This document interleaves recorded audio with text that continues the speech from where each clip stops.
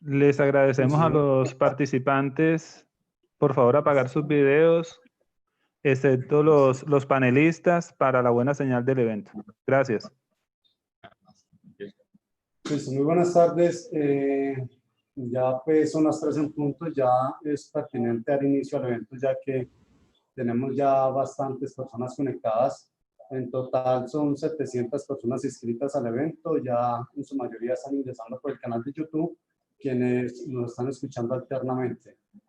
Entonces, muy buenas tardes a todos los que nos acompañan en este encuentro, el primer conversatorio internacional denominado Derechos Humanos y Seguridad Ciudadana en tiempos de pandemia.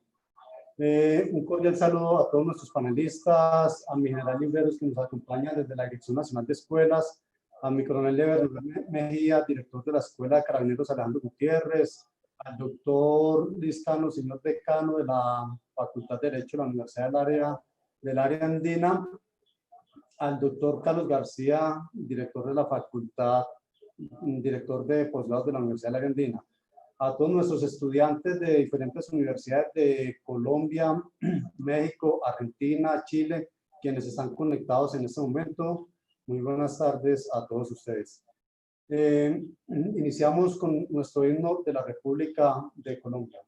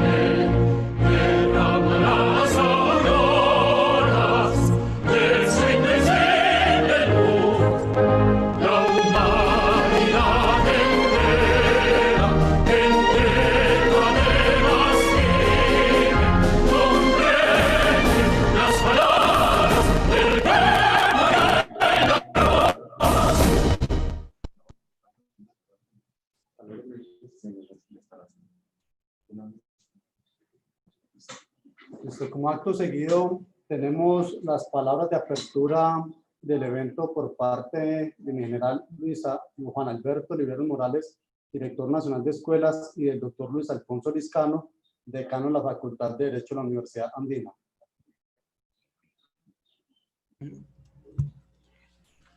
Bueno, muy buenas tardes para todos los participantes en este primer conversatorio internacional de derechos humanos y seguridad ciudadana en tiempos de pandemia.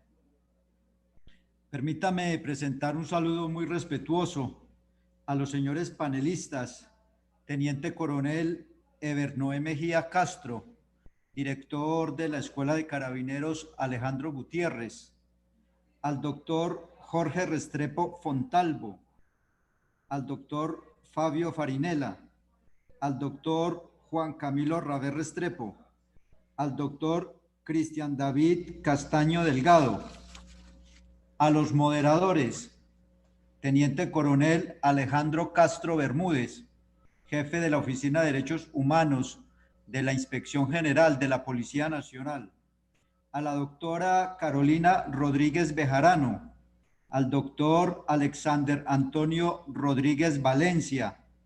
Saludo muy especial para el equipo organizador y universidades vinculadas, Universidad del Área Andina, sede Pereira, coordinación de posgrados, a la Universidad Mar del Plata de Argentina, al grupo de investigación de la Escuela de Carabineros Alejandro Gutiérrez, reconocido y categorizado en C ante Colciencias.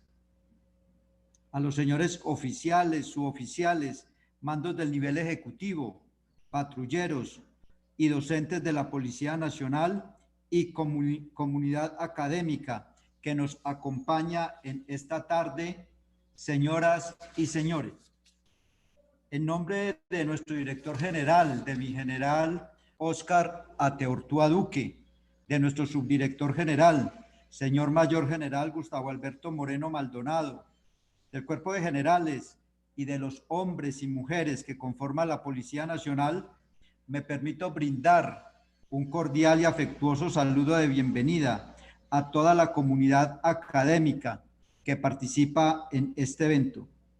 Teniendo en cuenta la emergencia sanitaria global causada por la pandemia del COVID-19, declarada por la Organización Mundial de la Salud el pasado mes de marzo, la Dirección Nacional de Escuelas de la Policía Nacional de Colombia, la Fundación Universitaria del Área Andina y la Universidad Nacional de Mar del Plata de la República de Argentina, en procura de fortalecer el diálogo nacional e internacional sobre los derechos humanos y la seguridad ciudadana, se complace en dar apertura a este primer conversatorio internacional Derechos Humanos y Seguridad Ciudadana en tiempos de pandemia, el cual tiene como propósito impulsar nuevas estrategias en la formación, capacitación, actualización e investigación enfocadas en un liderazgo público contra las afectaciones a la convivencia y seguridad ciudadana desde la perspectiva de los derechos humanos. Durante este espacio académico se expondrán tópicos sobre cómo la pandemia puede afectar significativamente los derechos humanos y la mirada de algunos comportamientos que perturban la seguridad ciudadana, así como el impacto inmediato a mediano y largo plazo sobre la sociedad general de los estados. Es por ello que la Policía Nacional de Colombia, basada en el eslogan "Somos uno, somos todos", y sustentada en los ejes de transformación estratégica de la política marco de seguridad y convivencia ciudadana, en particular en los derechos humanos y la cultura de la legalidad para la convivencia y cercanía al ciudadano, busca fortalecer la imagen institucional, consolidando la confianza, credibilidad y legitimidad, con el desafío constante de innovar el sistema educativo policial y potenciar la gestión del conocimiento con la estrategia de afianzar las alianzas académico-investigativas, tanto en el ámbito nacional como internacional, demostrando que nuestra institución está garantizando un servicio de policía profesional, próximo, amable y de la mano con la comunidad.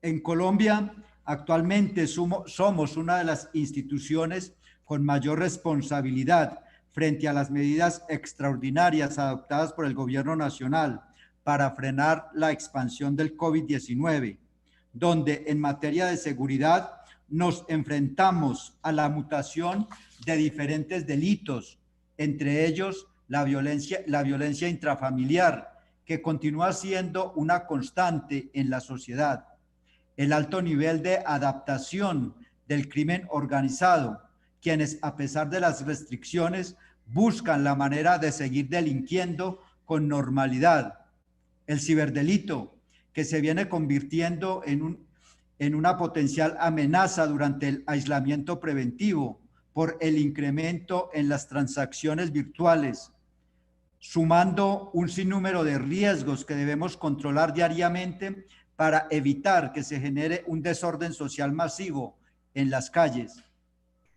Es de resaltar que la Policía Nacional ha luchado incansablemente contra esta multiplicidad de amenazas, aprovechando todas las capacidades institucionales y gracias al abnegado trabajo de nuestros policías, quienes han mantenido satisfactoriamente la convivencia y seguridad ciudadana bajo la primicia del respeto por los derechos humanos. Es por eso que al impulsar este tipo de eventos se brinda a nuestros policías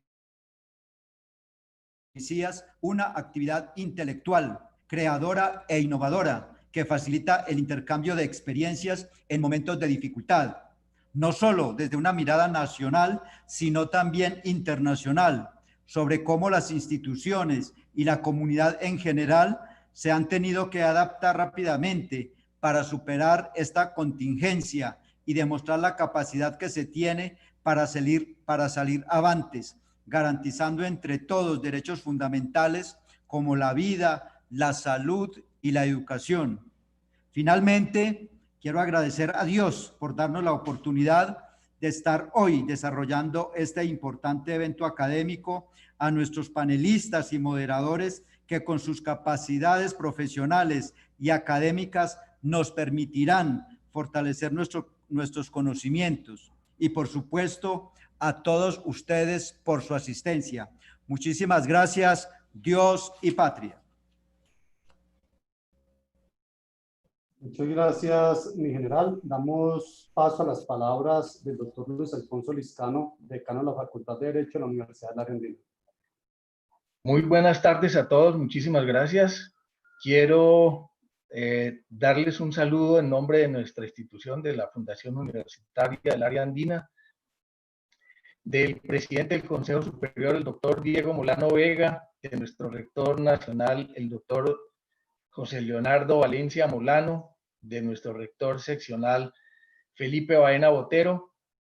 Darle un saludo al Mayor General Juan Alberto Libreros Morales, a los organizadores de este conversatorio, a los ponentes, al Teniente Coronel Ever Noé Mejía Castro, al doctor Jorge Restrepo Fontalvo, que me alegra mucho tenerlo con nosotros, al doctor Fabio Farinella, esa parte internacional de quien también me agrada mucho volver a tener noticias, al doctor Juan Camilo Rabe Restrepo, nuestro David Castaño, a los moderadores, la doctora Carolina Rodríguez Bejarano, el teniente coronel Alejandro Castro Bermúdez y al doctor Alexander Rodríguez Valencia, y desde luego a todos los asistentes a este conversatorio. Para nuestra institución es supremamente importante la promoción de esta clase de eventos, de estos conversatorios, y sobre todo sobre temas tan importantes como son los derechos humanos transversales a toda actividad humana y la seguridad, un bien igualmente mayor. Analizada esta conjunción desde la óptica de lo que sucede en tiempos como los que estamos viviendo, en tiempos de pandemia. Yo no me voy a extender más. Nuevamente darle gracias a los organizadores, a los ponentes, a los asistentes, al señor general Juan Alberto Libreros Morales, y dar paso a quienes van a ser nuestros moderadores para que se dé inicio a este evento. Muchísimas gracias. Muchas gracias, doctor Luis Alfonso. Seguimos con la presentación de las hojas de vida de nuestros ponentes y moderadores. Entonces, queremos darle la bienvenida al primer conversatorio de Derechos Humanos y Seguridad Ciudadana en tiempos de pandemia, el cual ha sido diseñado como un espacio de reflexión académica para hacer un balance de los retos que enfrenta el mundo a raíz de esta emergencia sanitaria global sin precedentes, ocasionada por la declaratoria de pandemia hecha por la Organización Mundial de la Salud a propósito del virus que causa el COVID-19. Para lograr ese objetivo, hemos convocado un panel de expertos integrado por el señor Teniente Coronel Ever Noé Mejía Castro, oficial de la Policía Nacional de Colombia, director de la Escuela de Carabineros Alejandro Gutiérrez de Manizales, administrador policial, especialista en investigación criminal y en seguridad de la Dirección Nacional de Escuelas de la Policía Nacional. De igual forma, nos acompaña el doctor Jorge Restrepo Fontalvo, abogado, doctor en Derecho de la Universidad Externa de Colombia, doctor en Educación de la Universidad de La Salle, Es criminólogo y docente universitario en prestigiosas universidades nacionales e internacionales. Le hacemos extensivo este saludo también al doctor Fabio Farinella, doctor en Derecho Internacional Humanitario, abogado, docente de la Universidad Nacional Mar del Plata, Argentina, doctor en Derecho de la misma universidad, con maestrías en el campo de las relaciones internacionales, aspectos legales y económicos de las nuevas tecnologías y gestión ambiental del desarrollo urbano. Nos acompaña el magíster en gestión pública de la Universidad Nacional del Rosario, el doctor Juan Camilo Rabe Restrepo, abogado, doctorando actualmente en políticas públicas de la Facultad Latinoamericana de Ciencias Sociales, Flaxo, Ecuador, con experiencia en estancias de investigación internacional en Berlín, Alemania y Uruguay, docente e investigador de la Fundación Universitaria del Área Andina. Finalmente, el magíster en Seguridad y Salud en el trabajo de la Universidad Libre, el doctor Cristian David Castaño Delgado, quien es abogado, especialista en Derecho Laboral y Seguridad Social de la Universidad Nuestra Señora del Rosario, docente de posgrados de la Fundación Universitaria del Área Andina. Agradecemos a todos ellos su apoyo y estamos seguros que su formación y experiencia enriquecerá esta jornada. También queremos agradecer a nuestros moderadores de este evento. Nos acompaña el señor Teniente Coronel Alejandro Castro Bermúdez, quien es el jefe de la Oficina de Derechos Humanos de la Inspección General de la Policía Nacional, administrador policial, especialista en estudios de nivel de riesgo de la Escuela de Estudios Superiores de la Policía Nacional, magíster en estudios de paz y resolución de conflictos de la Pontificia Universidad Javeriana. La doctora Carolina Rodríguez de Jarano, abogada, docente universitaria de prestigiosas universidades nacionales e internacionales, autora de artículos y publicaciones sobre diversos temas referidos a los derechos humanos y el derecho internacional humanitario, quien estará a cargo de las conclusiones de esta jornada.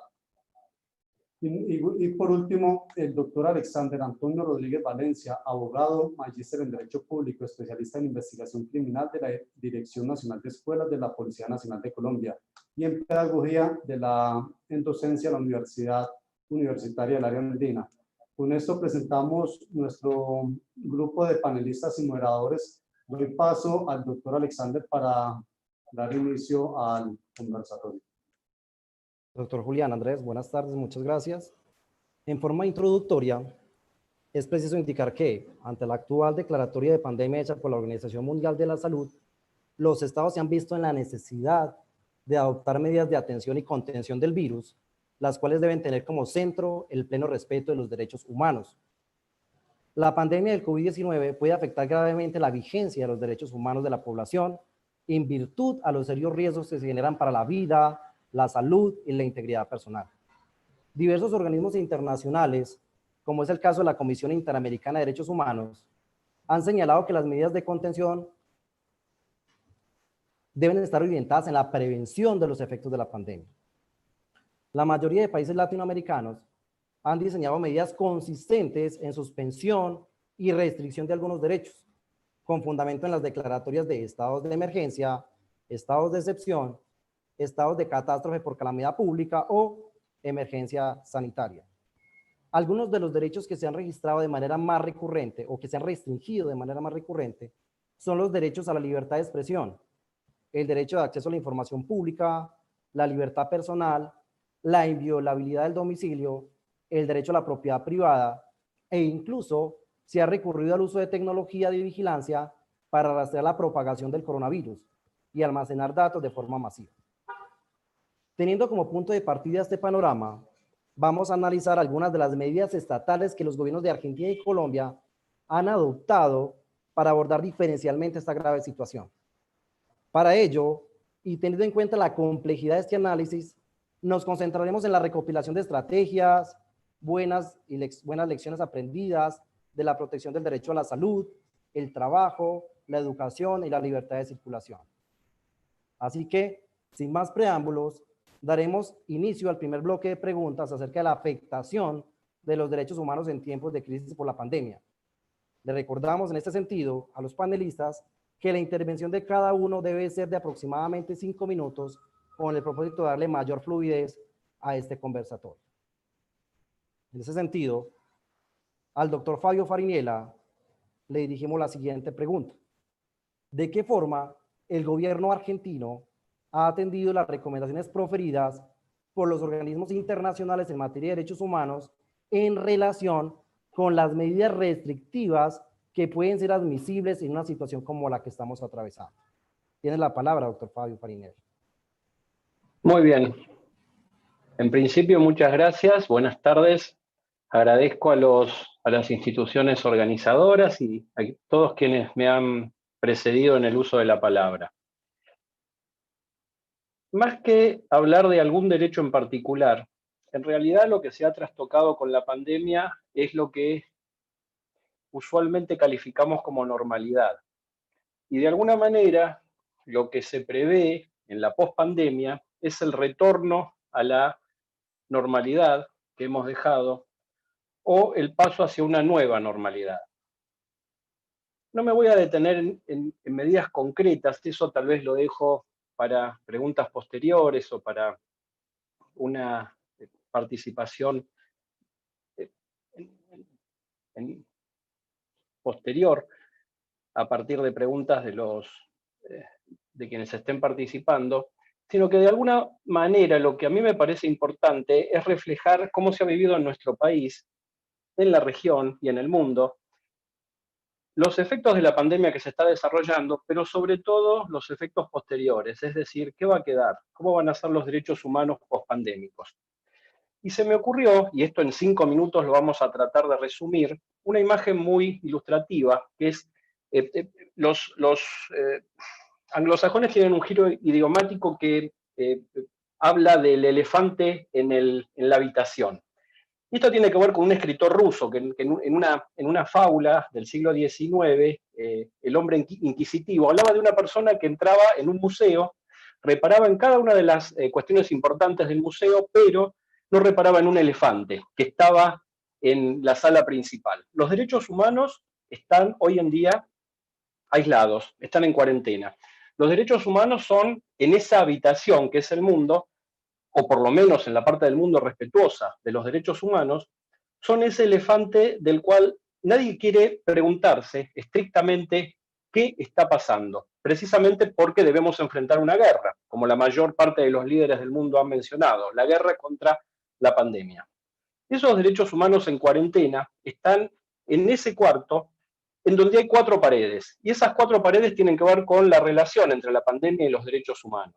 Una de las primeras de las 4 paredes tiene que ver con los efectos. La pandemia ha, de alguna manera, acentuado las debilidades de los sistemas. Los sistemas democráticos, sobre todo los sistemas democráticos latinoamericanos, tienen debilidades, tienen fallas estructurales en su relación con la prestación efectiva de los derechos humanos. Primera, segunda, tercera generación de derechos no pueden ser brindados de manera efectiva, en general por falta de presupuesto o de políticas. Vamos a un ejemplo respecto de cómo la pandemia acentúa las debilidades del sistema. Una de las primeras consignas, igual que en la peste negra, fue la del confinamiento. Quédense en su casa, y sigue siendo la consigna. Stay home, como dicen los ingleses. Claro, la opinión pública, los medios descubrieron que había gente que no tenía casa. ¿Cómo cumplir con esa regla tan elemental? Y aún teniéndola, segundo gran problema estructural de pobreza, ¿qué hacer con la gente que vive en condiciones de hacinamiento? Que es nuestro gran problema, el gran problema de Argentina. Entre 1.800 y 2.000 barrios de emergencia, llamados también villas miseria, donde la gente no tiene acceso al agua. Primer gran punto, primer gran pared. Segunda pared, la idea de que la pandemia acentúa los nacionalismos. Y esto es el camino inverso a la globalización que hemos transitado desde la década del 90 en adelante. El nacionalismo no entendido solamente como un Estado que cierra sus fronteras, que de hecho se ha pasado. Es decir, los Estados han cerrado sus fronteras, nosotros tenemos prohibido el tráfico aéreo comercial hasta septiembre en Argentina. Pero dentro del Estado también se han acentuado los regionalismos. Ha habido provincias, nuestro país está estructurado en forma de provincias y municipios, allí está dividido el poder, que han cerrado al principio de la pandemia sus fronteras. No querían que entraran habitantes, ciudadanos de otras provincias, porque su provincia era un lugar seguro y no querían verse infectados sus ciudadanos. Pero también ha habido municipios que han llegado a cerrar las vías de acceso para que no entre otra gente. Se han perseguido a personas que querían volver a su lugar, a su hogar. Entonces, esta idea de la distinción entre nosotros y ellos lleva a precisamente andar el camino contrario a la idea de universalismo de los derechos humanos. Tercera pared donde tenemos secuestrado a nuestro elefante. La idea de que la pandemia acentúa los personalismos. Nosotros nos preguntamos, en la República y los tres poderes que se conocen desde la Revolución Norteamericana en adelante, ¿qué ha pasado con el rol del poder legislativo o del poder judicial? En Argentina, desde el 20 de marzo tenemos declarada la cuarentena, la imposibilidad de movimiento y de transitar, salvo algunas situaciones esenciales. Se intentó flexibilizar y ahora se ha dado vuelta atrás porque están escalando los casos, pero básicamente el poder legislativo tuvo cuarentena, estuvo en aislamiento, no sesionó, no funcionó, no solo el nacional, sino también los municipales. Se está recién tratando de hacer lo que nosotros estamos haciendo ahora, es decir, tratar de tener una reunión virtual, una sesión virtual del Parlamento. El Parlamento que no funciona implica que alguien legisla, y la legislación se ha llevado adelante básicamente a través de los decretos simples y decretos de necesidad y urgencia. Y esto es riesgoso porque quien debe legislar en una democracia es el pueblo y no el Poder Ejecutivo. ¿Qué pasó con el Poder Judicial? También, al principio ha estado prácticamente en cuarentena y lentamente ha empezado a actuar. Sin embargo, no tenemos un Poder Judicial hoy en día en pleno funcionamiento como debiera. Esta idea de acentuar el personalismo en democracias débiles como son las latinoamericanas es peligrosa, es riesgosa, porque de alguna manera hace que el poder se concentre en uno de los poderes. Y la cuarta pared, los daños sobre la economía real, y no estamos hablando solo de daños económicos, estamos hablando de consecuencias de la pospandemia referida a derechos. El nivel de desempleo, la gente que no tiene trabajo.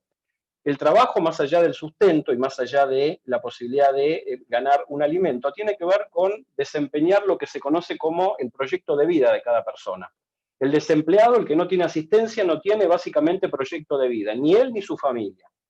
¿Cómo el Estado va a ser para, en una sociedad que nada produce y que no paga impuestos, para poder abastecer cuestiones básicas, vitales del resto de la población en la pospandemia? Máxime cuando estamos enfrentando en Argentina un default, el 9º default de nuestra historia.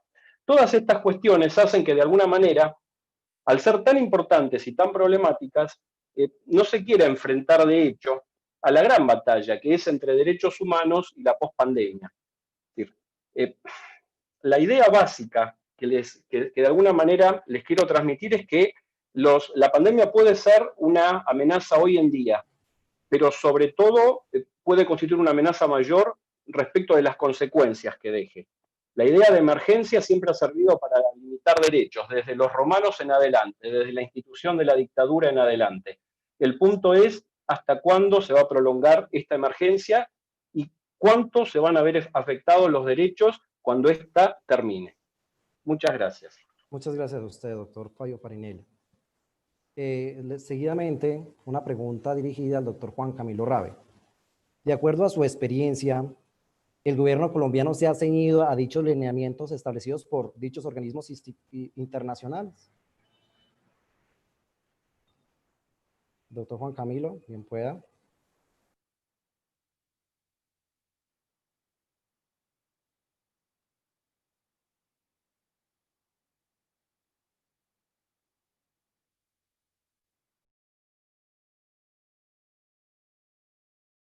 Juan Camilo, activa el micrófono, que no lo escuchamos.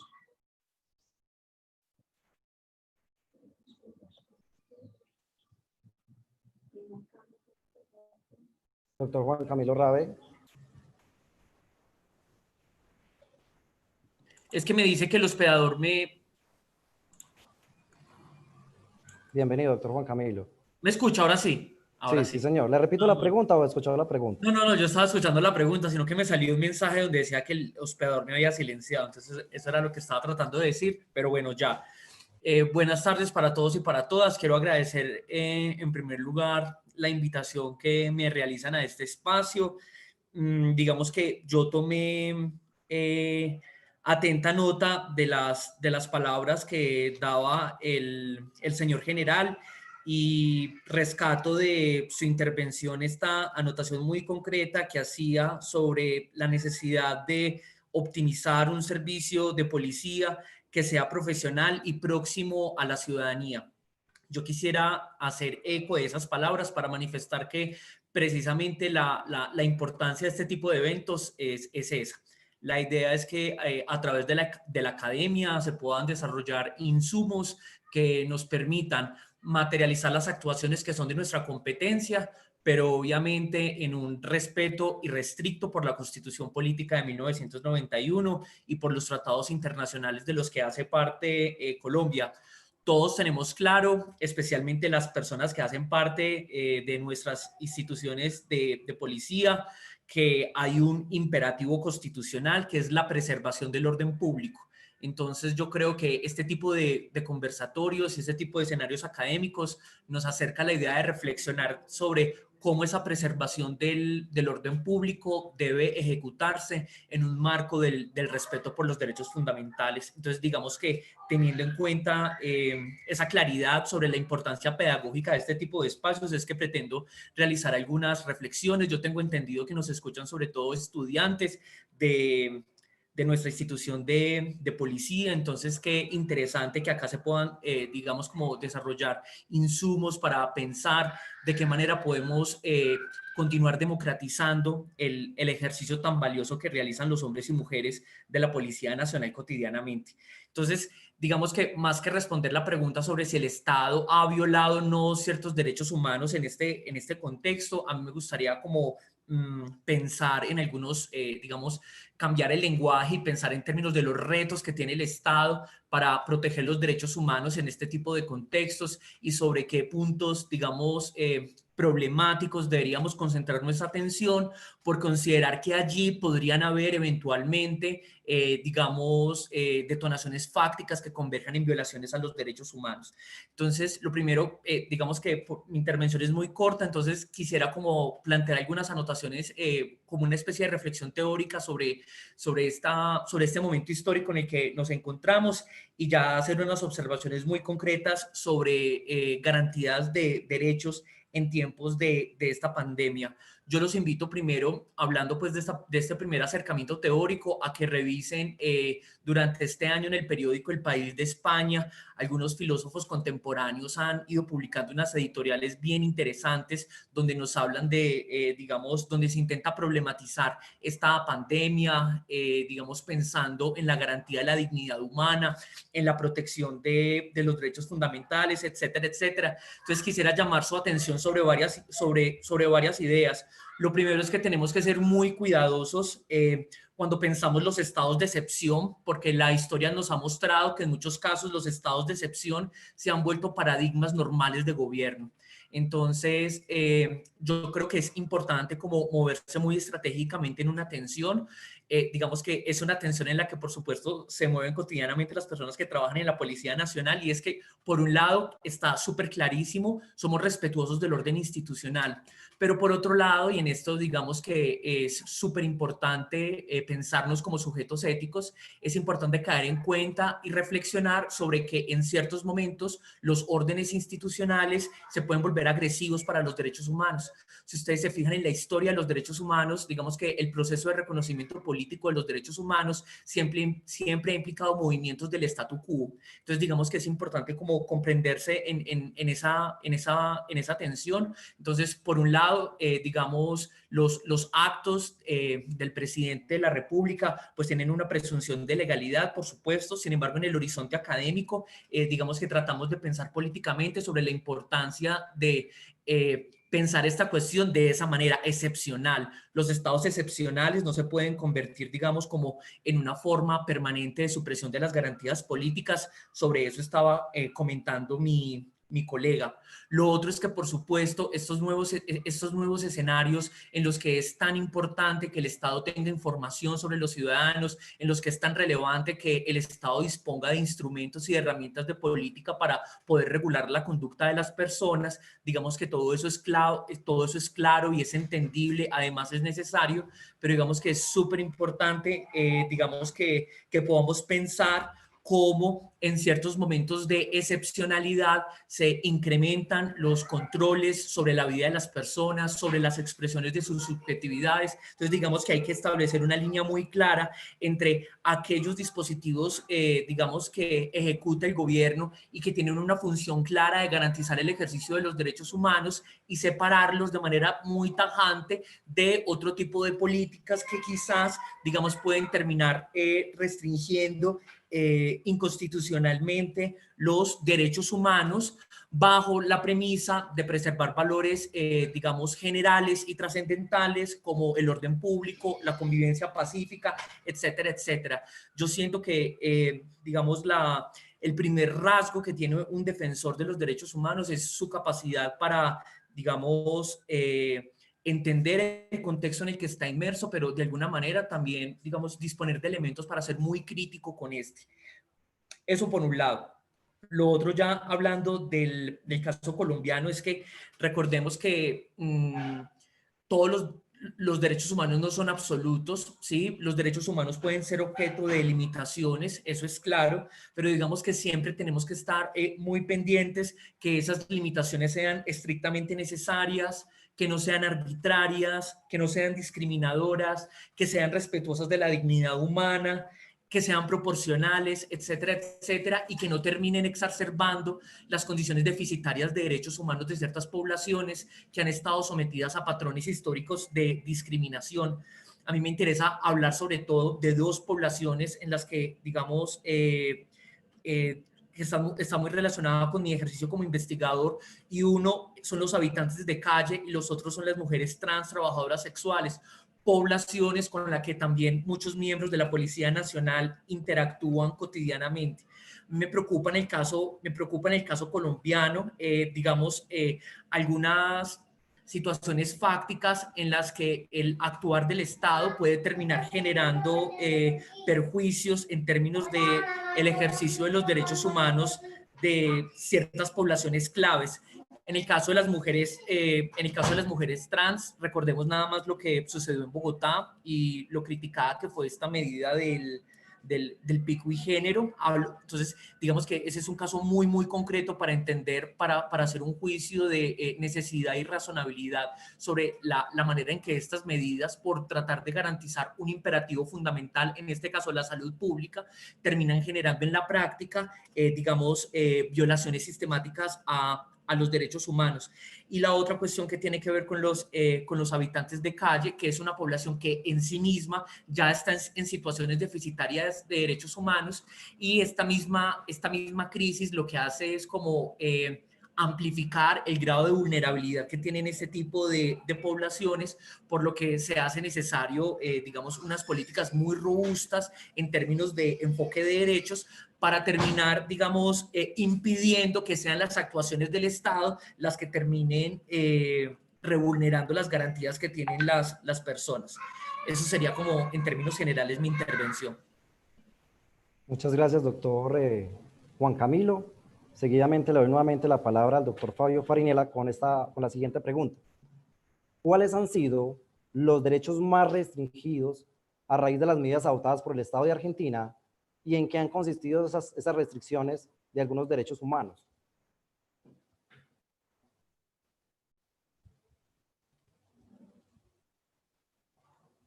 Tiene la palabra, doctor Fabio Farinella.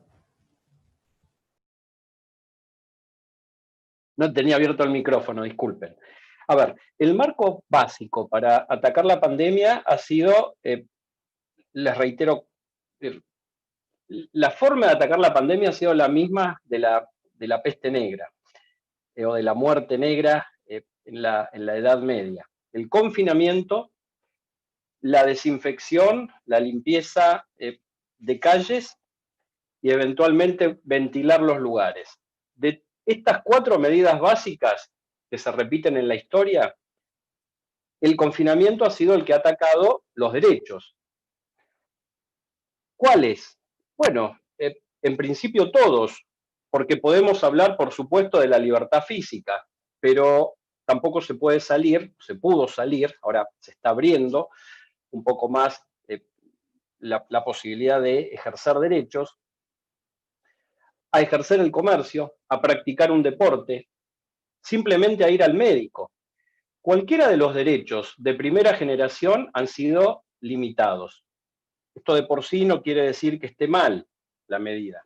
Sin embargo, hay que ver, como decía el colega que me precedió en la palabra, si esas limitaciones son proporcionales, si tienen temporalidad, si son ejercidas debidamente en la práctica. El punto básico me parece que tiene que ver con hasta dónde esta emergencia va a extenderse, y eso solamente parecen saberlo los infectólogos. De hecho, se ha hablado en nuestro país del gobierno de los infectólogos, porque los médicos son los que de alguna manera, asesorando al Poder Ejecutivo, deciden hasta cuándo se continúa o no con la cuarentena.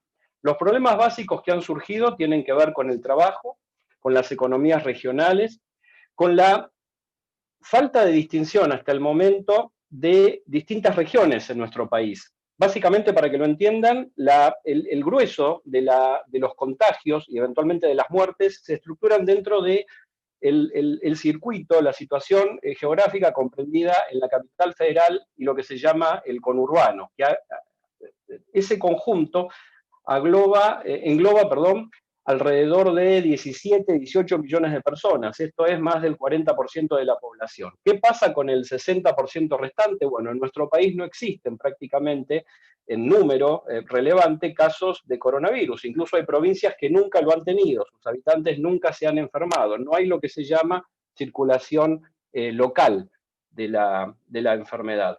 Por lo tanto, todas esas personas lo que están pidiendo es una suerte de relajamiento de las medidas restrictivas.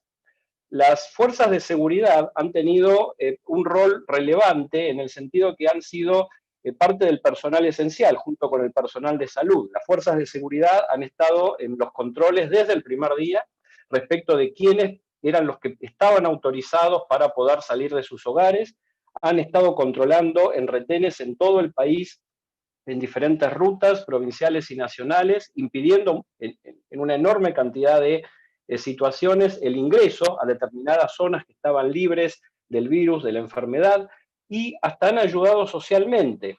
Tenemos, por ejemplo, el ejército, que tiene prohibido por ley el trabajar en seguridad interior, realizar cualquier acción en seguridad interior, han participado y siguen participando del envío de alimentos, de diferentes viandas y comidas a barrios muy humildes, a barrios absolutamente carenciados. Es parte de la actividad que están desarrollando desde el primer día las fuerzas de seguridad. Gracias. Muchas gracias, doctor Fabio Farinella. De acuerdo al panorama que nos han planteado hasta el momento nuestros panelistas, ha sido posible advertir que las restricciones a los derechos humanos no solo se han concentrado en los derechos civiles y políticos, sino que incluso se han hecho extensivos a los derechos económicos, sociales y culturales. Por esta razón, quisiéramos preguntarle al magíster Cristian David Castaño Delgado, ¿cuál es el impacto que ha tenido esta declaratoria de pandemia en el derecho al trabajo y la seguridad social? Tiene la palabra, doctor Castaño.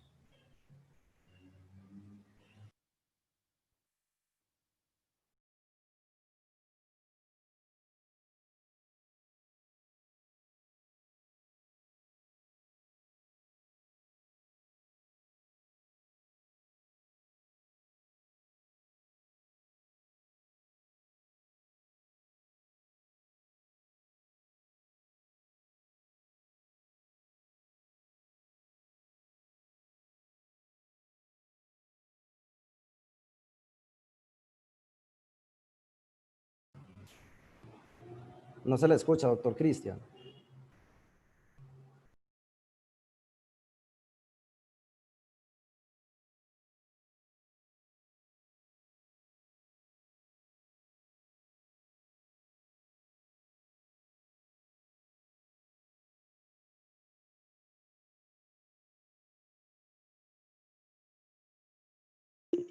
Doctor Cristian, no tiene micrófono activo.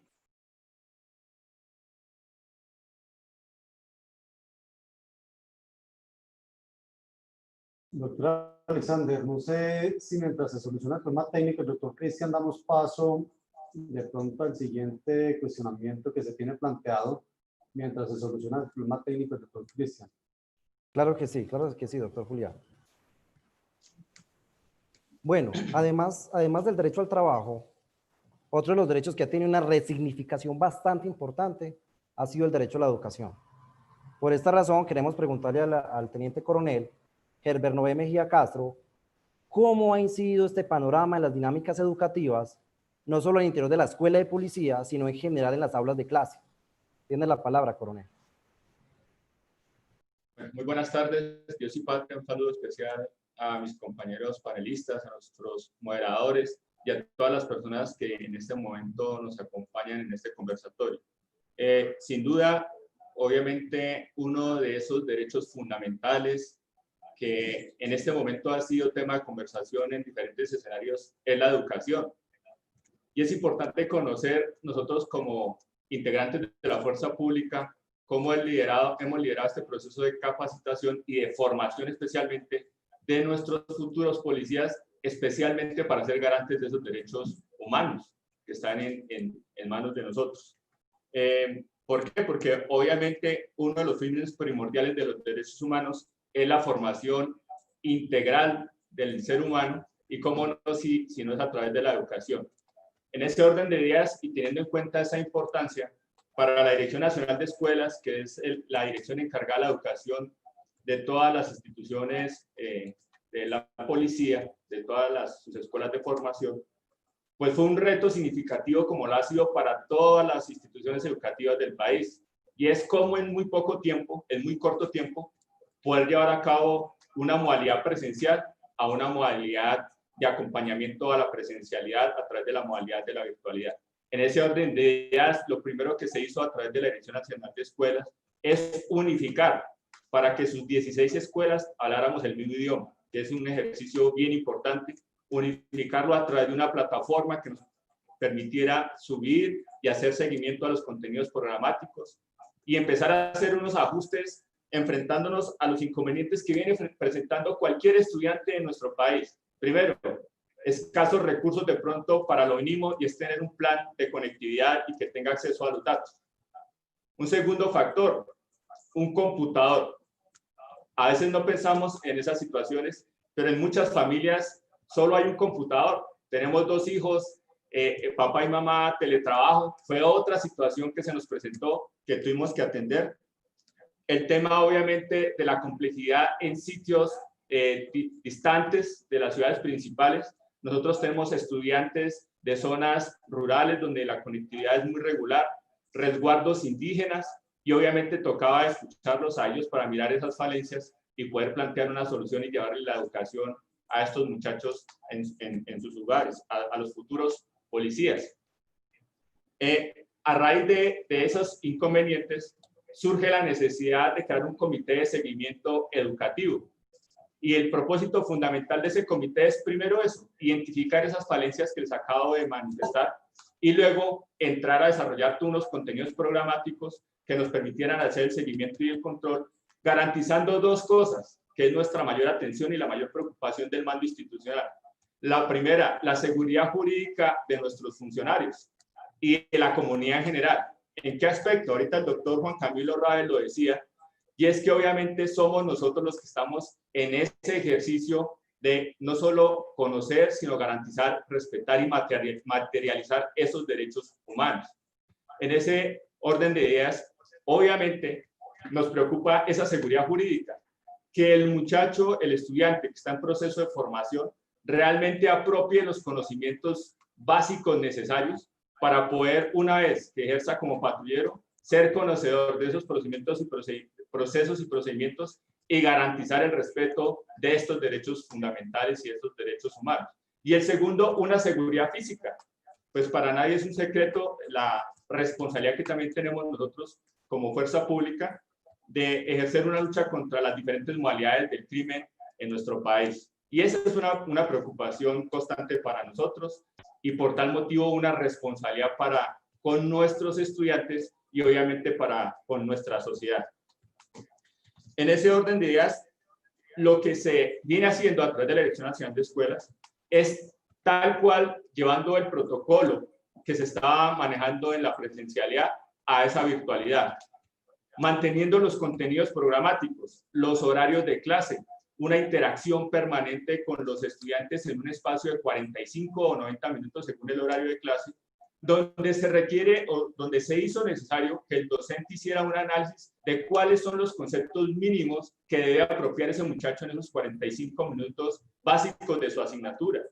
Seguidamente se hace un acompañamiento a través del desarrollo de guías cátedra, que en esas guías cátedra lo que nos centramos en su momento a plantear fue cómo esa teoría la tenemos que ir llevando a la práctica a través de esos ejercicios. Si el docente está hablando, ejemplo, de unos derechos del capturado, no es solo hablarlo, sino enfrentarse a un formato y cómo es que el funcionario debe conocer, garantizar, apropiar esos derechos de ese capturado, para que lo tenga claro. Y obviamente ha sido un trabajo permanente de constante aprendizaje. Y finalmente un tercer paso, donde después de dar esa charla tutorial presencial, de desarrollar esa guía cátedra, se generan espacios como los que estamos en este momento, a través de foros o conversatorios, especialmente buscando que el docente mida ese nivel de apropiación de esos conocimientos de los estudiantes.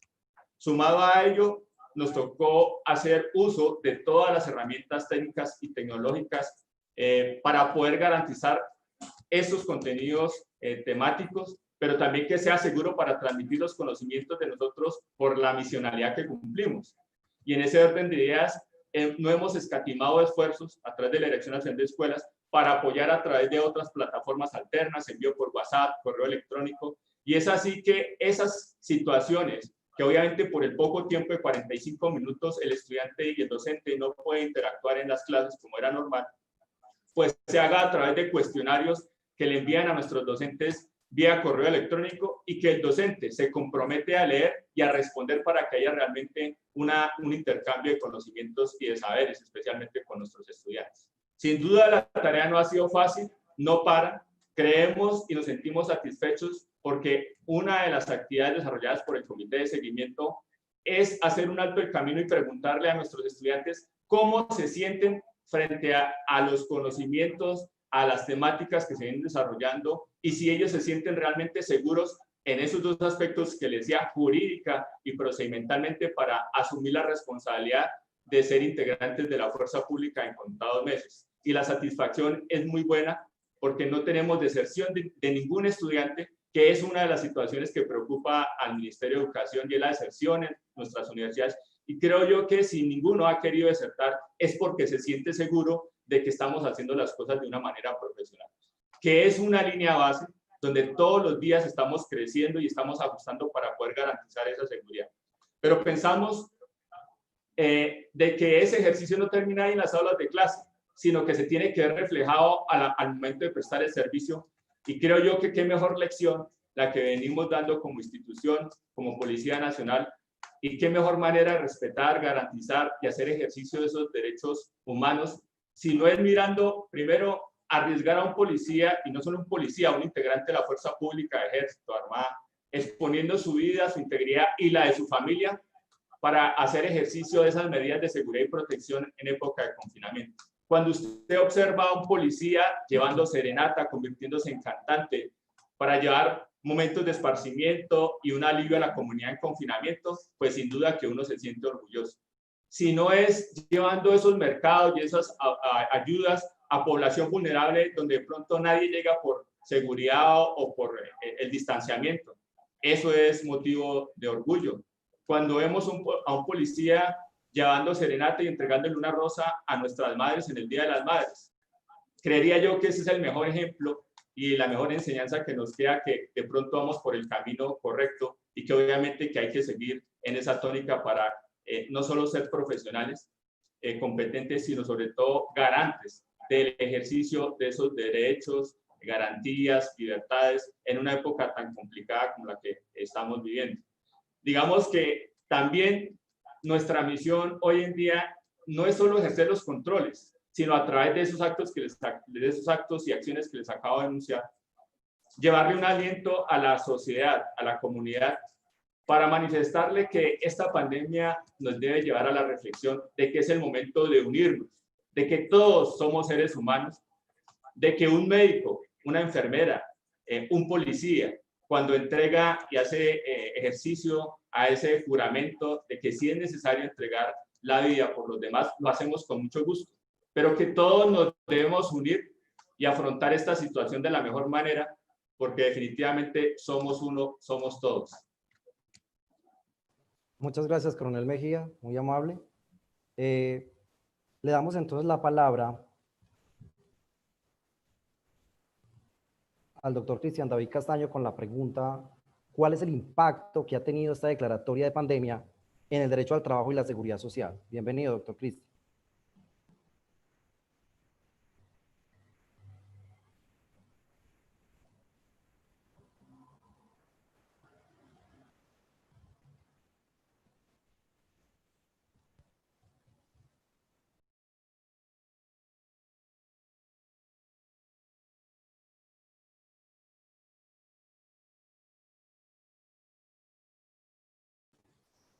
Doctor Cristian. Bueno, sigue presentando problemas técnicos. Bueno.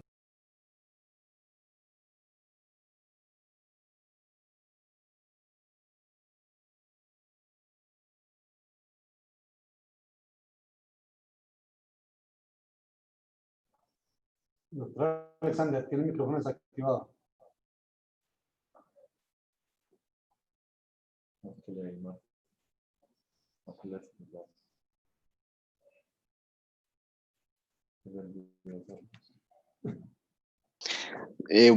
Buenas tardes. ¿Ya me escuchan? Ahí, bien. Sí. Perfecto. Sí. Bueno, muchas gracias al hospedador que ahorita sí ya me dio permiso para hablar y demás situaciones técnicas. Primero extiendo un cordial saludo y un respetado saludo a todos los que nos acompañan en este conversatorio, en especial pues a las instituciones que hicieron posible esta intervención y acompañado de tan respetados ponentes. En primera medida, pues, este COVID-19 no solamente ha limitado la libertad de locomoción, sino también el derecho al trabajo. Es indudablemente uno de los derechos fundamentales más afectados, pero que Colombia, en su garantía constitucional, en el respeto a los derechos humanos, reconocidos internacionalmente, pues ha tomado unas medidas. Quiero empezar mi intervención con una reflexión exhaustiva del ordenamiento internacional, y a ello pues hago referencia a la Declaración Universal de los Derechos Humanos, donde manifiesta en su artículo 23 y 24 las garantías en cuanto al derecho al trabajo, en cuanto a esas condiciones de dignidad humana en esa prestación del servicio y esa colaboración armónica entre trabajadores y empleadores para lograr y satisfacer las necesidades básicas de todos. Igualmente, esa indudablemente prestación económica que es propia de los estados sociales de derechos propios de Latinoamérica, indudablemente a raíz de su historia y su afectación de su esquema militar, se pudo dar a través de las nuevas constituciones. Estas garantías pues se hacen efectivas claramente en el papel de la Constitución. Indudablemente Colombia, Estado social de derecho, tenemos que tener en cuenta lo primero, y es que se funda en ese respeto al derecho al trabajo. Derecho al trabajo no solamente como el factor básico de la organización social, sino que además lo convierte en principio fundante del Estado. Esto que nos lleva a considerar que este derecho al trabajo es lo que nos permite a nosotros alcanzar todos esos fines esenciales, ese desarrollo de la sociedad. Razón por la cual toma su importancia en una declaración de estado de emergencia. Y pues claramente haciendo parte de nuestro respeto a los principios del derecho internacional y nuestro bloque de constitucionalidad consagrado en la Constitución Política, tenemos que hacer referencia a lo que ha trabajado la Organización Internacional del Trabajo desde 1919, que ha sido poder lograr en todos los estados del mundo ese famoso trabajo decente. Ese trabajo decente que logra indudablemente lo que mencionaba ahorita uno de mis compañeros en este panel, esas aspiraciones de las personas durante su vida laboral, es decir, las oportunidades, gratificaciones y demás situaciones laborales que dignifican esa prestación del servicio en ánimo y en desarrollo de ese derecho al trabajo, partándose como objetivos claramente como un crecimiento económico, erradicar la pobreza, que es indudablemente una de las afectaciones y que ha generado esta crisis mediante el COVID-19, generando unas políticas públicas de creación de empleo, garantizando unos derechos laborales, una protección social en ese ánimo, junto con la igualdad de género, que tanto como hombre, como mujer y demás, tienen que ser beneficiados o garantizados este derecho al trabajo. Si bien es cierto que estos son los parámetros del derecho internacional que debe respetar el Estado colombiano, pues este mismo ha hecho lo propio, tratando con sus garantías, erradicación del trabajo infantil, pacto por la calidad de trabajo y las empresas productivas, la formalización del empleo, que es un punto bastante importante y nos genera evidentemente un rasgo que nos ayuda a competir contra ese objetivo que tiene ese derecho al trabajo, y es que según encuesta del DANE, menciona que Colombia hace parte de un 47.6% de informalidad laboral de la población trabajadora del Estado. Eso quiere decir que prácticamente la mitad de personas estamos contribuyendo y tenemos garantías laborales. Entonces, ¿qué pasa con ese resto de población donde el Estado debiera centrarse a tomar medidas públicas para poder satisfacer esas necesidades en cuanto se refiere a dignidad humana y ese mínimo requisitos necesarios para contemplar su vida digna? Dentro de otras situaciones, es claro manifestar que cuando hablamos de esa dualidad entre empleador y trabajador, pues tratamos de imaginarnos una multinacional y demás con recursos o un músculo financiero bastante amplio, pero nos olvidamos muchas veces del pequeño empresario, de la realidad social de nuestros estados latinoamericanos, y allí es cuando observamos evidentemente que también es empleador aquel que tiene un modista o una modista junto con una persona que le colabora, que sin duda alguna pues lograr garantizarle todos los derechos laborales pues resulta bastante incompetente. ¿Por qué? Por el flujo económico de los estados.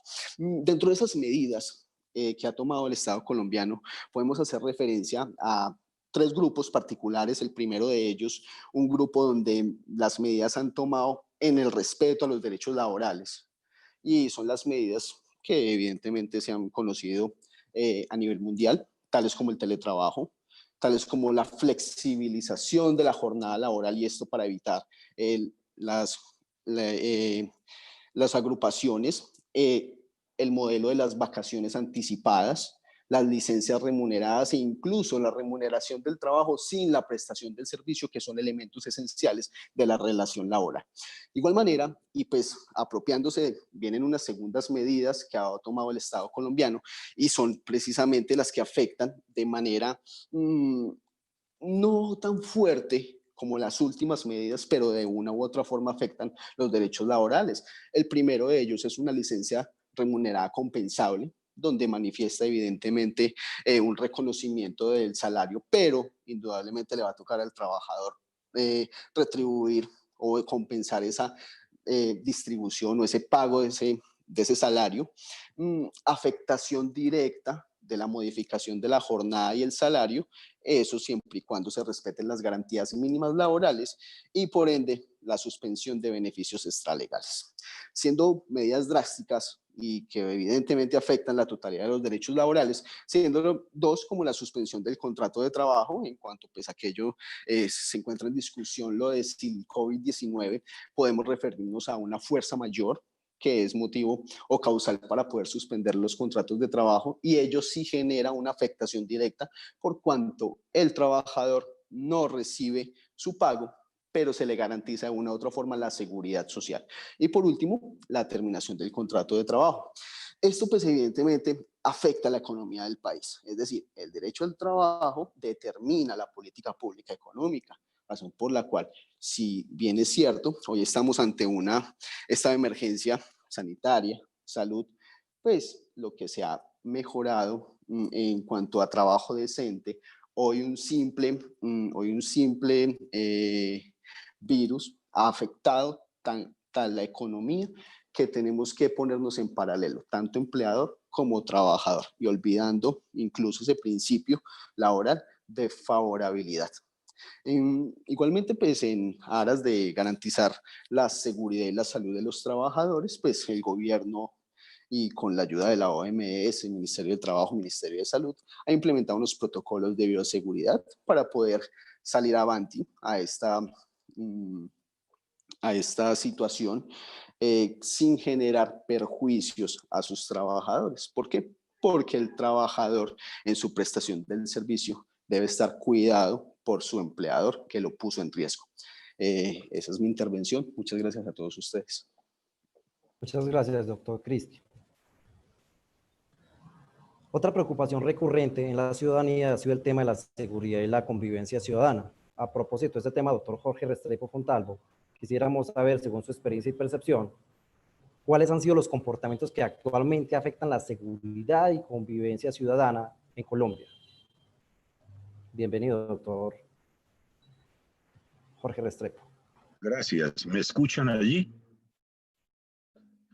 Bien. Varias cosas quisiera yo decir inicialmente.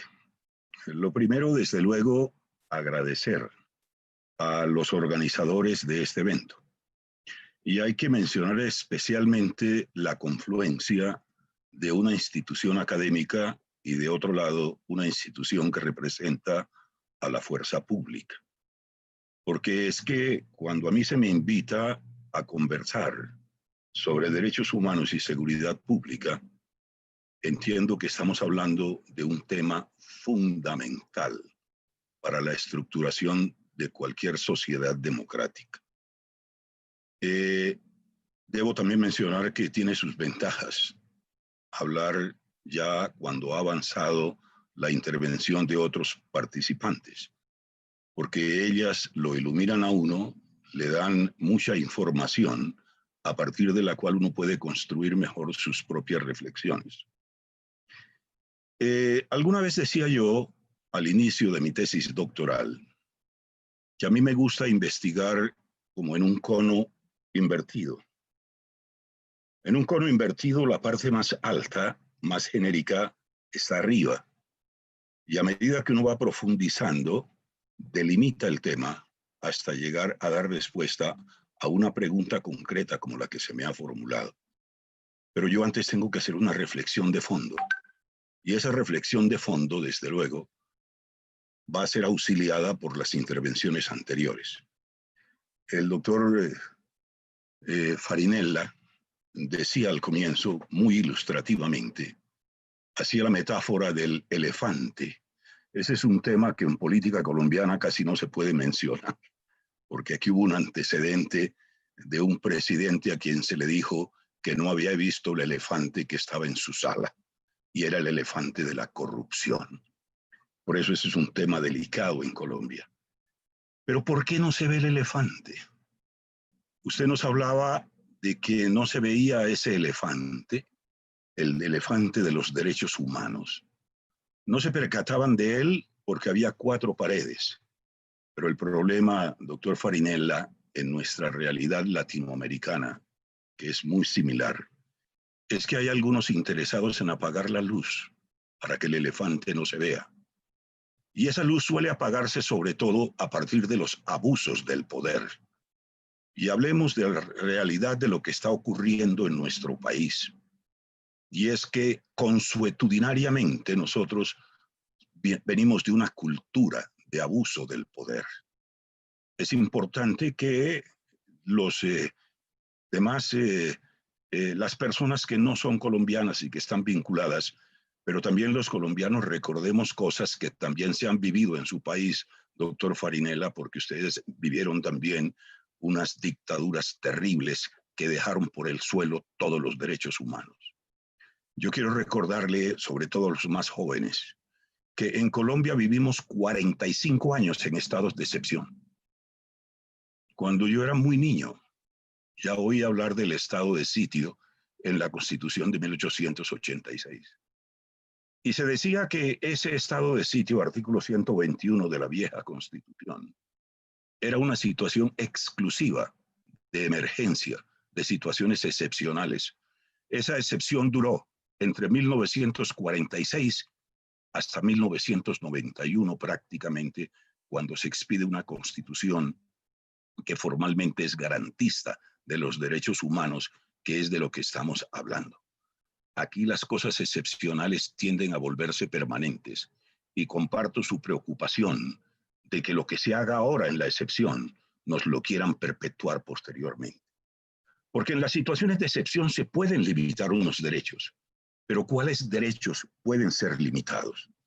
Primero, yo quisiera reflexionar un poco sobre lo que es un pseudodilema entre los derechos humanos y la seguridad pública.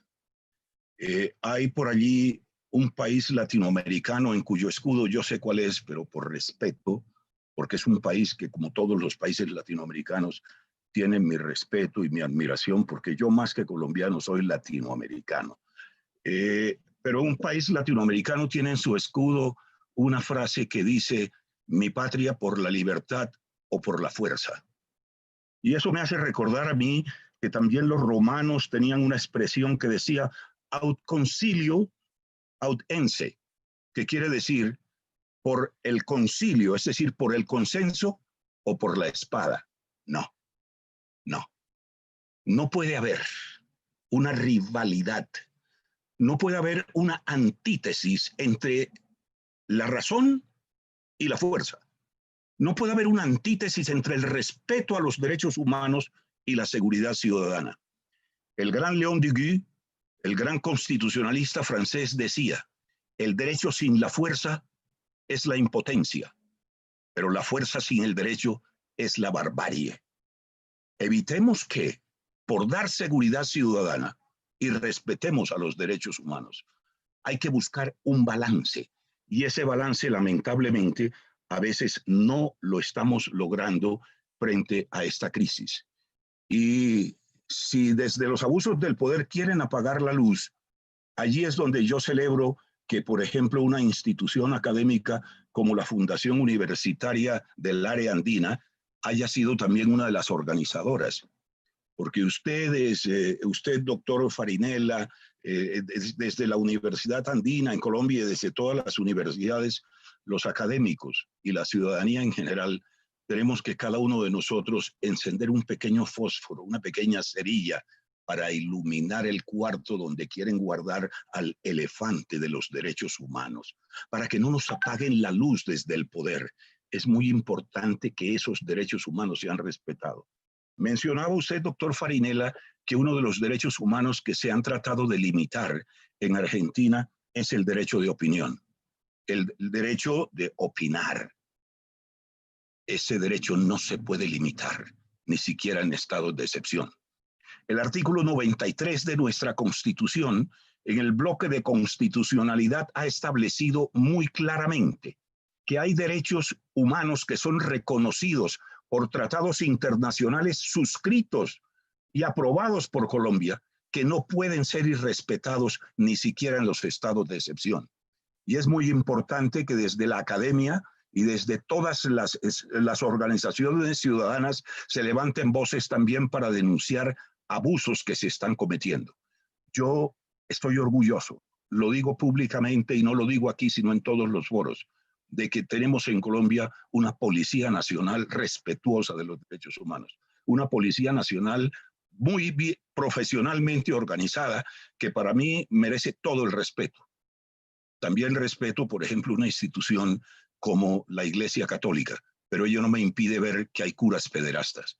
Y también he visto que ha habido algunos casos muy puntuales donde algunos agentes de la fuerza pública, no la policía de Colombia, algún policía colombiano que ha olvidado su juramento, ha olvidado su compromiso, ha olvidado que el artículo 218 de nuestra Constitución dice que la función primordial de la policía es asegurar el respeto a los derechos humanos. Aquí en Bogotá, a un pobre hombre que no tenía casa donde ir, como usted lo decía, porque se le dice, vaya a casa y no tenía dónde ir. Un pobre anciano, bueno, anciano ligeramente menor que yo, porque no tenía sino 65 años, estaba en la calle vendiendo porque no tenía con qué comer, vendiendo unas frutas, y fue terriblemente atropellado por un par de miembros de la Policía Nacional que indignamente llevan ese uniforme al cual yo respeto tan profundamente. Y se han cometido otros abusos. El primero de los derechos humanos, y lo trae como el inicial en su artículo 11 nuestra Constitución, es el respeto del derecho a la vida. Pero ¿qué se ha hecho en esta situación? Aquí en mis manos, porque había un conversatorio recientemente en el cual intervenía, tengo el decreto legislativo número 546 expedido por el presidente de la República. Esto es un modelo, me gustaría enviárselo por vías electrónicas, doctor Farinella, para que usted lo cite como un ejemplo de esto. La tragedia la estamos volviendo tragicomedia. Este decreto es un chiste. Hay una población de la que no se ha hablado y que tiene un tremendo riesgo, y es la población penitenciaria. Colombia en este momento se acerca a tener 140.000 reclusos, de los cuales más de 30.000 están detenidos sin estar sentenciados, a pesar de que el artículo 29 de nuestra Constitución muy flagrantemente habla del debido proceso y de una presunción de inocencia. Entonces, cuando se planteó este problema, usted hablaba de que allá hay, en cierta forma, un gobierno de los infectólogos. Ojalá en Colombia el presidente estuviera escuchando a los infectólogos. Es que a los primeros que llamó fue a los industriales, es decir, a los ricos, a los que siempre se escucha desde el poder, y no se llamó, por ejemplo, a las organizaciones sindicales para que también hablaran del derecho a la defensa de los trabajadores y de los más humildes. Y cuando alguien le habló al presidente y le dijo qué se iba a hacer con la población penitenciaria, se expidió este decreto. Yo lo leí muy detenidamente y encontré 16 páginas del decreto de considerandos, donde se habla de todas las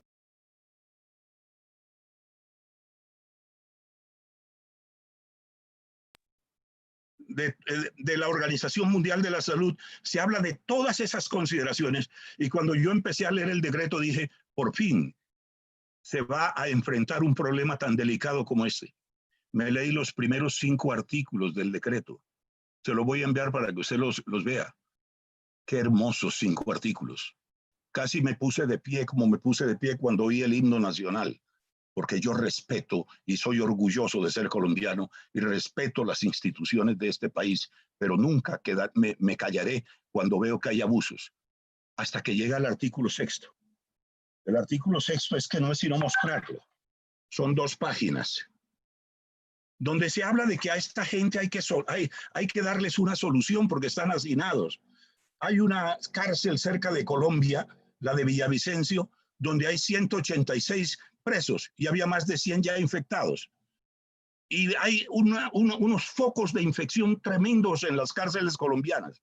Entonces, se expide un decreto para decir que se van a excarcelar a muchas personas que tienen derecho a la excarcelación, que se les va a dar detención domiciliaria, y comienzan las excepciones. 77, 78 excepciones. Y se da uno cuenta que con este argumento no van a permitir excarcelar a 500 personas de los más de 130.000 presos que tenemos en este momento. Esto es un chiste. Eso es un chiste, y se da uno cuenta de que aquí seguimos todavía con la tendencia a pensar más en la seguridad ciudadana y no en el respeto a los derechos humanos. Nuestro escudo tiene también un lema. No como ese escudo que dice mi patria por la razón o por la fuerza. El nuestro dice libertad y orden. Está muy bien que haya orden, pero orden sin libertad es tiranía. La fuerza sin el derecho es la barbarie, decía León Duguay. Hay que tener el derecho sin la fuerza, es la impotencia. Necesitamos precisamente la fuerza pública para garantizar unos derechos y no para abusar de ellos. a mí me preocupa mucho que post pandemia lo que podemos tener es una continuidad de un Estado que no ha respondido al respeto a los derechos humanos y que sigamos no solamente abusando de ellos, sino que se acentúen esos abusos. Esa es mi intervención en relación con la pregunta que se me ha hecho, pero también una reflexión genérica que me permite beber de las informaciones y de las reflexiones anteriormente hechas. Yo estoy profundamente preocupado. Y no solamente encenderé una cerilla, como decía. Si tengo que salir a marchar como Diógenes con una lámpara, lo haré. Y si tengo que encender una tea, la haré. Porque estamos en peligro de que con ocasión de un estado de excepción se abusen los derechos humanos. Ya aquí han hablado algunos de rebajar un miserable salario mínimo que tenemos. Se ha hablado incluso ahora de posponer una prima semestral que tienen los trabajadores para diciembre, pero no se ha hablado, como debería hablarse, de imponer un impuesto a los grandes capitales, como sí se hizo en una nación latinoamericana como El Salvador.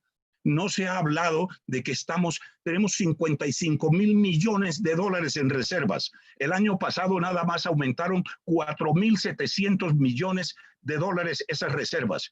¿Para qué son las reservas? ¿Para qué ahorramos? Para atender situaciones de emergencia. ¿Por qué el Estado no dispone de 5.000 millones de dólares que ingresaron, casi eso ingresó el año pasado, para atender la miseria de tantas personas que están llevadas a una situación de absoluta impotencia, que se están incluso muriendo de hambre en Colombia porque no están siendo asistidas por el Estado? Nos recordaba uno de los anteriores intervinientes que el 50% de la población colombiana es población que trabaja en la informalidad, y esa es otra población que está siendo tremendamente afectada. Yo estoy muy preocupado. Los colombianos, los latinoamericanos, todos los académicos y los ciudadanos del mundo tenemos que estar preocupados, porque de esta crisis lo que debería salir es una mejor sociedad y no una sociedad que continúa abusando de los derechos humanos. Muchísimas gracias a todos.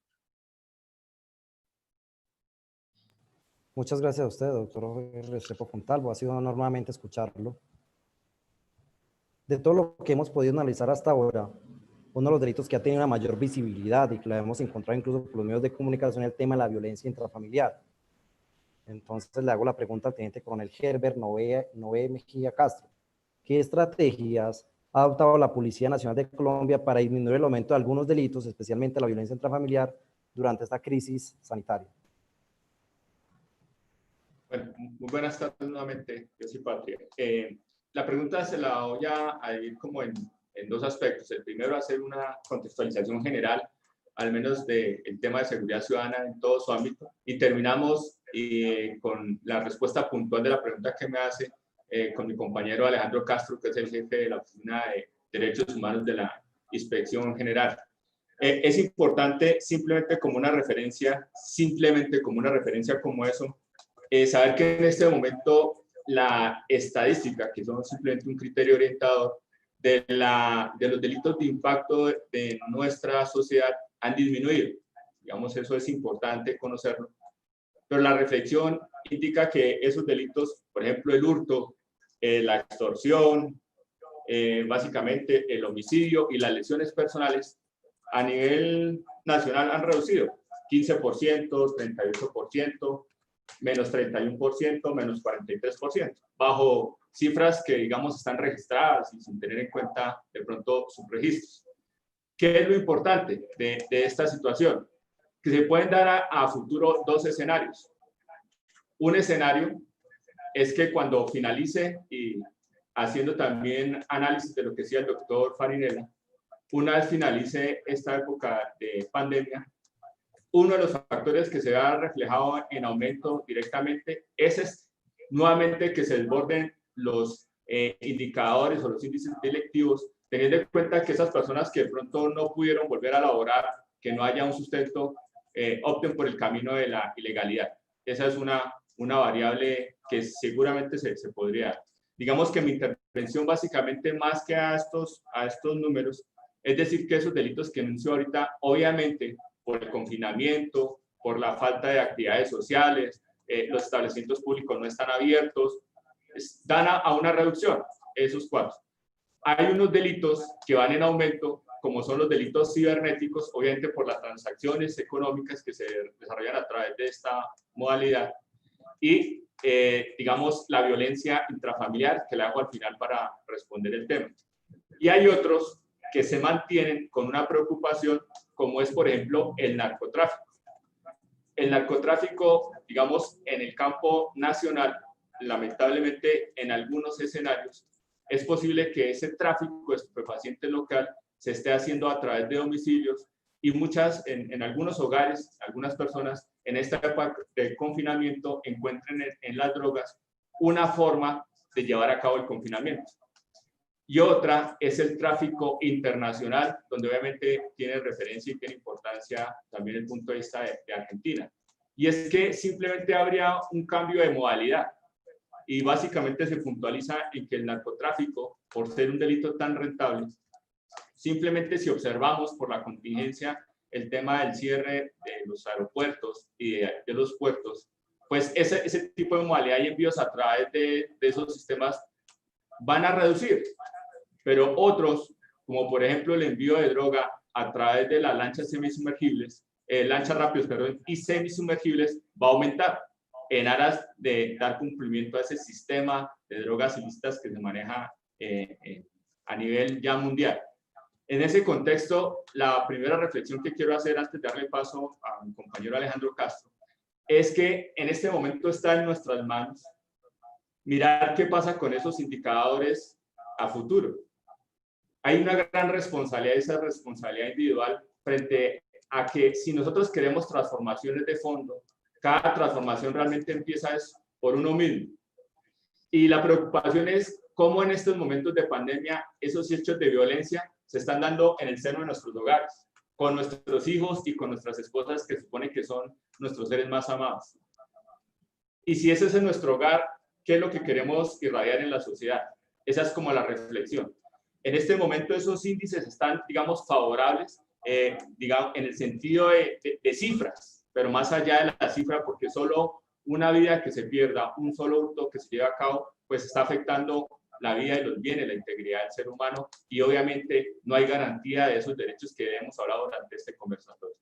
La invitación es que hagamos un alto de camino cada uno de nosotros y que los cambios empiecen por nosotros, como padres, como esposos, como hijos, como funcionarios públicos, y que ese sea el referente para nuestra sociedad, y que como se ha visto en la historia de nuestro país también y el mundo entero, utilicemos más bien este momento para hacer una autoevaluación, una autocrítica de nosotros y todos unirnos en función de un mejor país. Puede que suene muy visionario, pero sería lo ideal, de aferrarnos a la vida, a las buenas situaciones que puede traer una situación como esta, y es más bien recogernos al seno de nuestra familia, rescatar la educación de nuestros hijos, acompañarlos, volver a estrechar esos lazos, que de la familia vuelva a convertirse en esa piedra angular de la sociedad, y de ahí para allá construir un mejor país.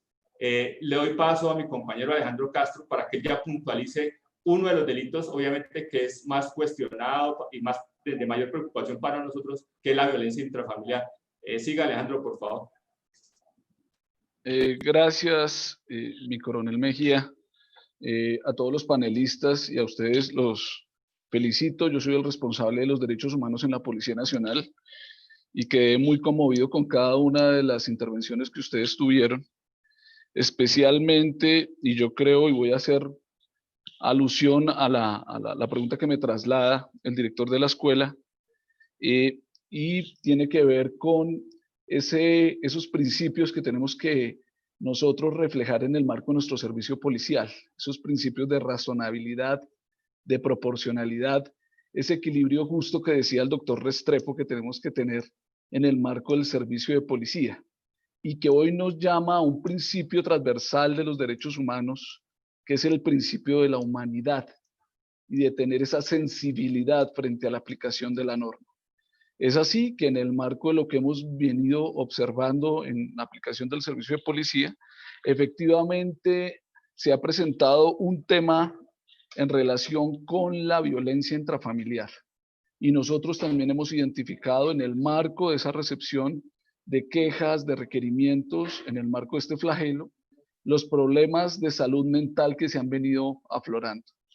Y en el marco de esa situación, la policía ha establecido lo que es la patrulla en casa y ha establecido unos criterios de priorización para la atención de estos casos de manera diferenciada y oportuna.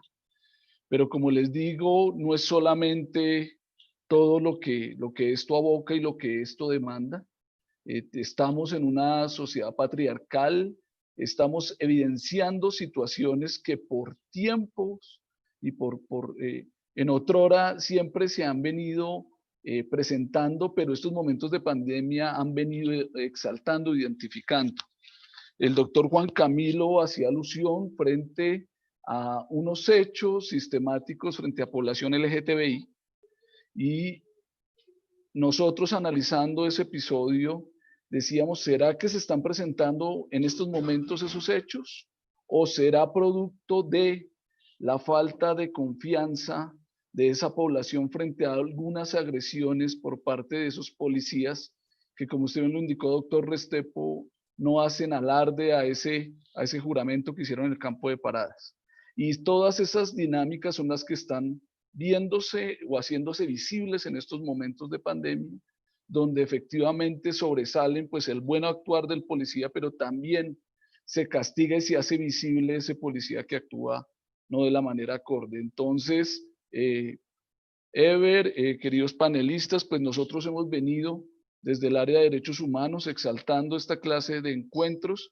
Pues gracias por permitirme estas pequeñas palabras, pero reconocerles desde la academia interesarse por estos temas que en algún momento son lo que nos da a nosotros los elementos para poder orientar la labor de los policías. Para conocimiento de ustedes voy a poner de presente, nosotros sacamos de manera anticipada y alineándolos a la doctrina del Sistema Interamericano de Derechos Humanos en el marco de la Resolución 01, un instructivo que firmó la semana anterior el director de la policía, el instructivo 015, titulado de la actividad de policía en el marco de los derechos humanos durante la emergencia sanitaria declarada en Colombia. Y contempla todo lo que en algún momento ustedes han referido, y es el actuar de nosotros en el marco de la población más vulnerable, población LGTBI, población privada de la libertad, niños, niñas, habitantes de calle, LGTBI, y estamos dando a conocer este instructivo para que ustedes también nos exijan el cumplimiento del mismo. Entonces, con esto cierro mi intervención y le agradezco mucho por haberme tenido en cuenta al área de derechos humanos de la Policía Nacional. Muchas gracias, coronel. Agradecemos a todos nuestros panelistas por sus valiosas intervenciones. Y para finalizar, le daremos la palabra a la magíster Carolina Rodríguez Bejarano, quien nos presentará las conclusiones del evento. Adelante, doctora Carolina. Bueno, antes que nada, agradecer a todos los panelistas por tan excelentes intervenciones. En primer lugar, el doctor Farinella nos señaló en relación al tema de la restricción de los derechos humanos, que en el marco de la pandemia se han trastocado la normalidad y necesariamente debería pensarse en retornar a la normalidad siempre y cuando se garantice plenamente los derechos humanos. Señala que la pandemia transita en un camino hacia la nacionalización y los regionalismos, dejando atrás el discurso de la globalización. Indica también que se acentúan los personalismos en democracias débiles, y esta es una idea riesgosa debido a que atenta al principio de separación de poderes. Las medidas de confinamiento han sido las medidas más lesivas a los derechos humanos, donde se han restringido no solamente derechos civiles y políticos, sino que también la prolongación de estas medidas tan restrictivas ha generado una especialmente a los derechos económicos, sociales y culturales, y que por lo tanto en el último tiempo se han venido flexibilizando esas medidas de confinamiento, y tendremos que ver qué tanto impacto en un escenario post-pandemia tuvieron frente a la plena vigencia de los derechos humanos. Posteriormente, Juan Claver resalta la importancia de optimizar el servicio de policía para acercarlos a los ciudadanos. Señala que hay un imperativo de preservación del orden público, el cual debería desarrollarse cuidadosamente y máxime entendiendo el alcance de los estados de excepción. Señala que los actos del presidente, a pesar de que están revestidos de una presunción de legalidad, no pueden ser una forma de supresión de la garantía de los derechos humanos. Los derechos humanos pueden ser limitados, pero esas limitaciones pueden ser necesarias, proporcionales y racionales. Hay muchas medidas que en la práctica no cumplen con estos parámetros, como es el caso de las medidas de pico y género y otras que acentúan un escenario de vulnerabilidad. Y mencionó dos aspectos puntuales o tres aspectos puntuales: adultos mayores, trabajadores sexuales, y una mención muy corta frente al tema de población carcelaria. Frente a los efectos de la pandemia, se han afectado derechos como el derecho a la educación, y el coronel Herbert Noé Mejía señala que esas transformaciones o esas situaciones tan graves hicieron que se transformara esa dinámica de la educación en las escuelas de policía del país, especialmente en lo que implicó el tránsito a la virtualidad. Muchos aspectos o muchas dificultades que tuvieron que ser superadas, como el caso de la falta de implementos tecnológicos, la imposibilidad de acceso justamente a estos recursos. Señala que se creó un comité de seguimiento educativo, digamos que da apropiación de los contenidos académicos, pero que también quiere promover al interior de la policía una nueva conciencia en relación a esta nueva realidad y cómo se debe ejercer la función policial en un contexto como el actual. Señala que estas transformaciones al interior de la escuela de policía han privilegiado la calidad, la profundidad de los contenidos y han contado con el acompañamiento de diferentes estrategias pedagógicas, como el caso de guías de cátedra, donde se alterna la teoría y la práctica, que también se vienen promoviendo escenarios como foros y con los cuales se han constituido en un espacio clave para esta nueva realidad. La Dirección Nacional de Escuelas no ha escatimado en esfuerzos para hacer frente a este nuevo reto, y la Policía Nacional es consciente de la importancia de la unidad para salir adelante como país. Por su parte, el doctor Cristian David Castaño señala que la afectación al derecho al trabajo como principio y como derecho, que ha sido reconocido en diversos tratados internacionales, es evidente en un contexto declaratoria de emergencia. Dichas afectaciones tendrán una incidencia directa en el cumplimiento de los objetivos del desarrollo sostenible, especialmente en las relacionadas con la erradicación para la pobreza y el trabajo.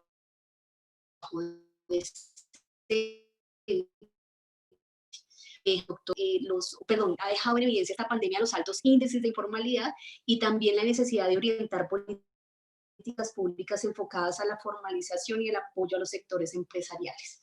De otro lado, se han acudido a diversas estrategias para proteger el derecho al trabajo, como es el caso del teletrabajo, la flexibilización de la jornada laboral, las vacaciones anticipadas, entre otras.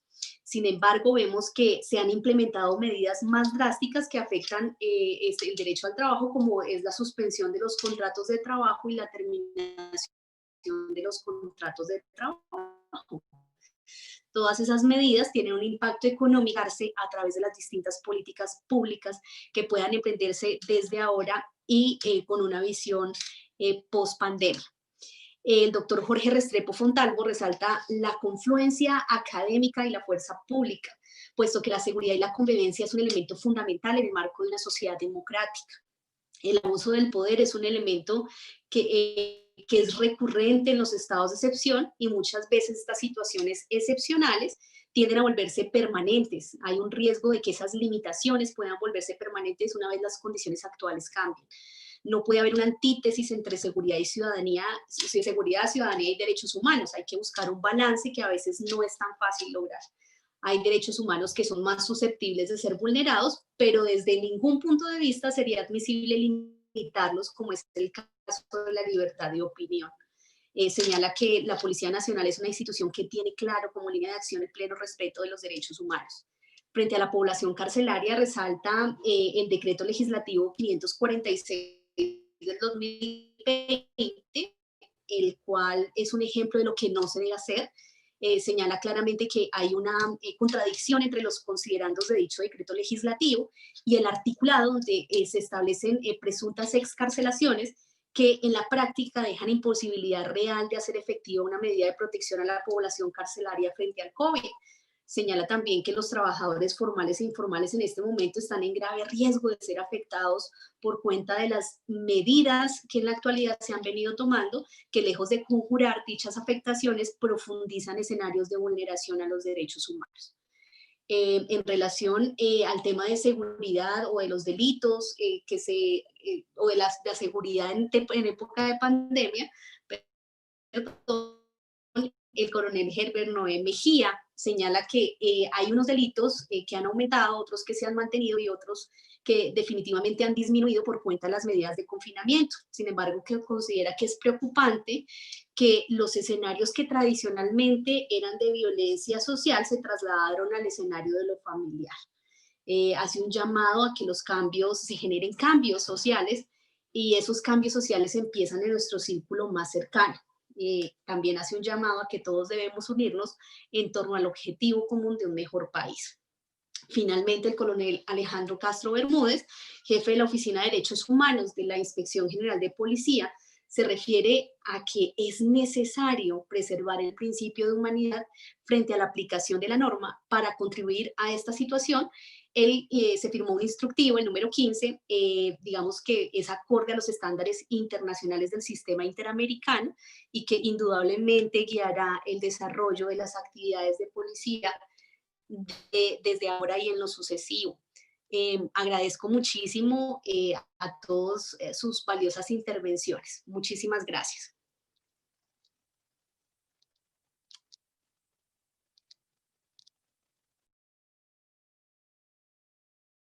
Pues ya con todas las intervenciones damos paso al público por si hay alguna pregunta que realizar. Estamos atentos por los chats de Zoom y de YouTube por si hay alguna pregunta para los panelistas que hoy nos acompañaron en esta tarde.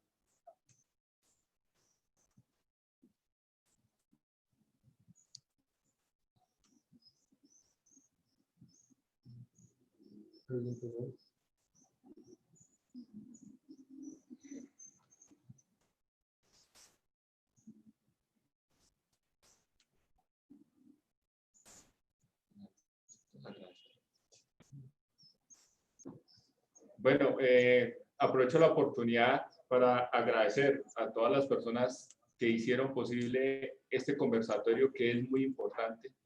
Es muy constructivo para nosotros, sobre todo que a veces construimos conocimiento o hacemos esos conversatorios solo al interior de nuestras instituciones.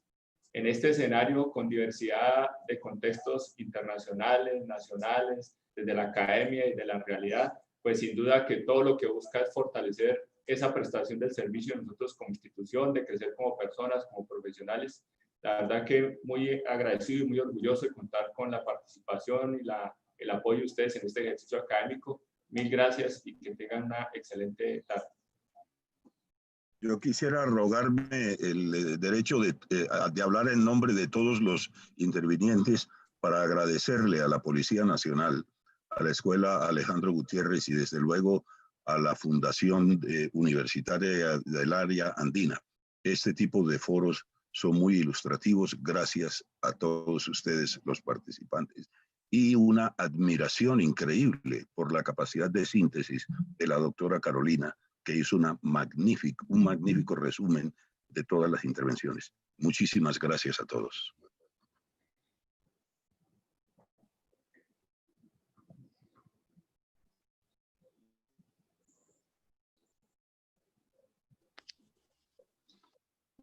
Bueno, con esto damos por terminado entonces el conversatorio. Muchas gracias a todos y que tengan una feliz tarde. Muchas gracias.